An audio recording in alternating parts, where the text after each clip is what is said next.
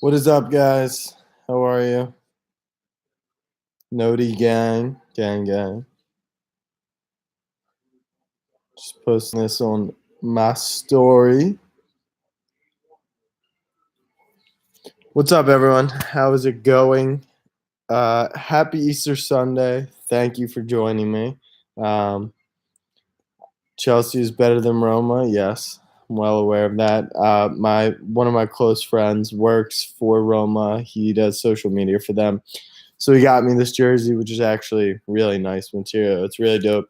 SC13, happy Easter to you. Thanks for hopping in here. So I'm gonna try and let a few more. Yeah, Roma has like by far the best social, so it's pretty crazy that it's my friend who's like doing that. But anyway, so hopefully we'll have some more people join in, hop in to the live stream. But um,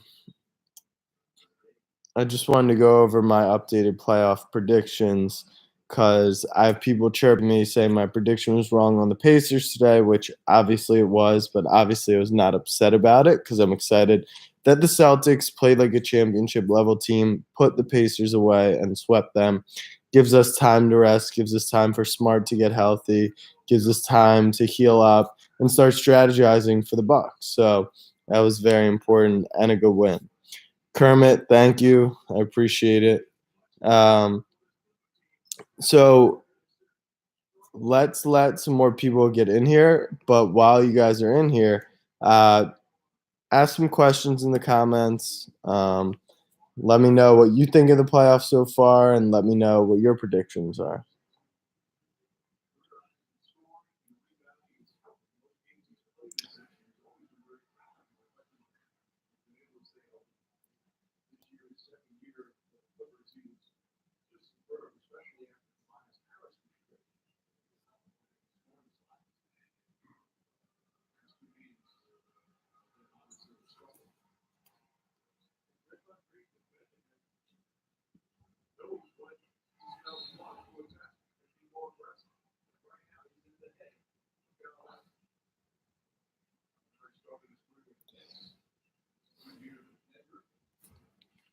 Um, Pacers in 9. It's a good prediction. Pistons in 7. How do I feel about the Harden flop? Yeah, last night was definitely one of Harden's more floppy games, which I didn't love, especially because he was struggling to score. But I guess when you're struggling, you got to find creative ways to get to the line, and he was doing that. He knows that he's going to get calls, and he knows the slightest bit of incorrect contact. Like if Rubio's in his space and he just exaggerates that, he's going to get that call, which is the right thing. So he's smart for that, but he was a little floppy last night. But also there were plays where Gobert was going straight up and they weren't calling it. So it is what it is. Um, how do I feel about the Lillard and Westbrook rivalry? So this is like real playoff basketball. These guys, I don't have a problem with guys like liking each other on the court or being friends off the court, but when it's playoff time and when it's time to go, like I want these guys feuding, talking trash, like competing at the highest level because the true superstars, any trash talk, like that's what made MJ so great, right? Like you never wanted to piss him off because if you did, it was just going to hurt your team. You weren't getting in MJ's head the way you maybe could get in, I don't know, like Steph Curry's head. You could throw him off his game. He could not focus on shooting, but being chipped and stuff. MJ, we saw it happen with KD. We saw it happen with Ben Simmons. When these superstars get motivated, which they shouldn't have to in the playoffs, but when they take it to a whole nother level, that's when their game goes to a whole nother level. Daniel Johnson says you can get into LeBron's head. Yeah, I've seen players be able to get into LeBron's head, especially when he was younger. I think now with maturity, he's learned that everyone's going to come at the king. So you need to be able to handle it. Let's see. The CAD World says Sixers are going to win the East. Uh, Philly is, you know, they're up 3-1. It could easily be 2-2. Um, the Raptors might not be a great matchup for them. I still have the Bucks getting out of the East. I just think they're the best team. They've been the best team all year. Brogdon is actually reportedly coming back, so that's going to be huge news for the Bucks, especially being able to throw him and Bledsoe at Kyrie and the Celtics. And then I don't know, Giannis is just a bad matchup for pretty much everyone in the East. You're going to need an entire team to beat him, which the Warriors have, which is why I still have the Warriors winning. But I really am starting to I said it before the playoffs. I think the Rockets are super dangerous to the Warriors. Last night was a whole new level for the Rockets. Harden plays, one of his worst games ever, the worst playoff shooting performance ever. And they still win a road game in a do or die situation in Utah. That is huge for their team. Ryan says, "What do I think about the Paul George dunk at the end of the game? The game was like complete. That wasn't like a in-your-face dunk. That wasn't like a bitter dunk. He was just running the clock out. He actually dunked it after the buzzer, so he knew because he pumped it. He didn't just like try to get the extra point. So I have zero problem with that. I think like that's looking way, way, way too much into it. I think something to focus on could be like Schroeder tapping his wrist at Dame with his back turn."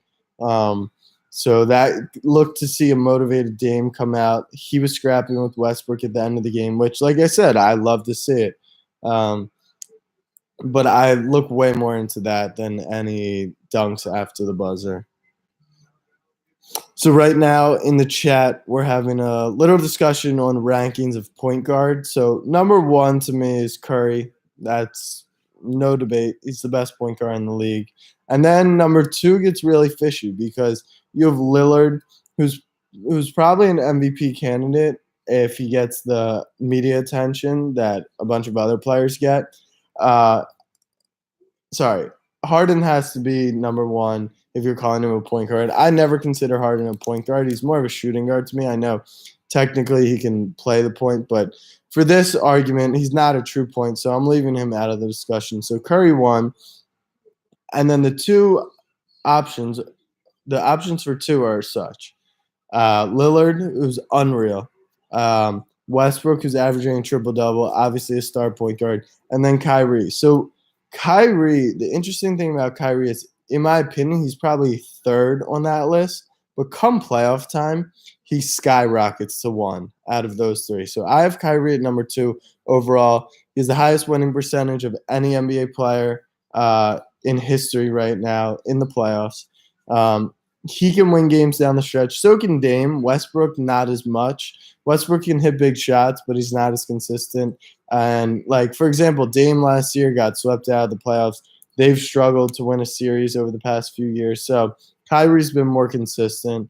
So I'm going to go Kyrie 2 for now. Lillard, Westbrook, it's probably a tie. They're both unbelievable. It's apples and oranges. They're different players. They do different things for their team. So it's tough to really decide on those. What's up, Tyler? Thanks for joining in. Happy Easter to everyone. Welcome to my live stream. If you haven't already, sub to the YouTube channel. It's kind of fun to do these live streams, get to answer your guys' questions and hear my opinion. So what I want to do right now is go through my outlook on the NBA playoffs as it stands right now. So starting in the East, you're going to have a Bucks-Celtics matchup, which I posted about on my story, and I get a lot of people saying the Bucks are going to win. I don't disagree at all. I think the Bucks are the worst matchup for the Celtics. I think the Celtics could take care of Toronto or Boston. I don't think they take care of Milwaukee. I think Giannis is going to crush us. I think Brogdon, Bledsoe can try to limit Kyrie. I think they're playing better as a team. They're really, really strong at home. They saw us last year. So I do have the Bucks. I think it goes 7. I think it's going to be similar to last year where their home teams are going to win a lot of the games in the series. And then the bottom half of the bracket, the Magic and Toronto today. I think Toronto goes up 3-1, and I believe that we're going to get the top 4 seeds in the next round. So with that being said, I see Sixers and Toronto. That series is going to be really tough to predict because you have a Toronto team who in game 1 they showed that same lack of ability in the playoffs. And in 2 and 3, they've shown different abilities. With Kawhi, Siakam overcame a really bad Kawhi performance to take a 2-1 lead. So at this point in time, I'll just give it to the Raptors in 7 with home court and the Bucks beating the Raptors in the Eastern Conference Finals. But a lot can change. I'm very curious to see how that half of the bracket plays out. And then in the West, so I think the Nuggets, now that they're 2-2, I think they're going to go and win that series, show that they're one of the top teams all season long. They're very young, inexperienced, so they finally have some playoff experience under them now. I think they take care of the Spurs, and then that'll match them up with either Portland or the Thunder. So I also have Portland Thunder going 7 games, which I'm super excited about because Portland's up 2-0, and then potentially today the Thunder could tie it up in the series. That's going to be a great series. I'm kind of hoping it goes 7 more than anything, so we can see those teams battle it out. I think Portland will win a home game 7, but if Paul George gets hot one game, if Lillard has a bad quarter, it's very difficult to predict one game in an NBA playoffs. I do say I'm not really worried as much about that half of the bracket as the top half. So the Rockets are up 3-0 in the series. They overcame an incredible deficit last night, which was James Harden shooting the worst start in playoff history, going 0 for 15 to start the game. So Harden and the Rockets overcame that, and Harden produced enough in the fourth quarter to get a road win in a do-or-die game for the Jazz, which is an incredible victory, right? So you're not going to see that performance translate to a win most times. So the Rockets are going to win that series. Clippers are up 2-1. I'm watching right now. They have an 8-point lead at the half over the Clippers, and so that leaves a very interesting matchup in the next round, which is the Rockets and the Warriors. I'm starting to gain this idea and this belief that the Rockets can honestly beat the Warriors. Harden controls tempo, and he can get buckets by himself. So that's going to disrupt the flow of the Warriors. I honestly wish Boogie was back. I think Boogie hurts their team against the Rockets way more than it helps. Now you get a death lineup with Iguodala. You get McKinney in there more versus just Boogie pounding the rock inside. So I think it's actually better for the Warriors. But I don't know. They were down. The Warriors were down 3-2 last year. CP3 goes down with injury. Harden's playing at an even higher level this year. The Warriors seem like they're fed up. They're tired. If the Rockets steal one in Golden State, maybe the Rockets have enough firepower to get the job done. So that series is my Western Conference Finals. I think whoever wins that crushes, whether it's Portland, OKC, Denver. And then I have the Bucks coming out of the East, so probably a Warriors or Houston Bucks final. If it's the Bucks and the Houston Rockets, that's a really fun series because you have the whole MVP debate, which should just be settled in that series. And then if you have Golden State Bucks, I think Giannis can guard Durant and can score on Durant. So can they beat them? Probably not. They would remind me a lot of that young OKC team, which was Harden, Russ, Durant, which had a boatload of talent. They were just too young, too early to the party.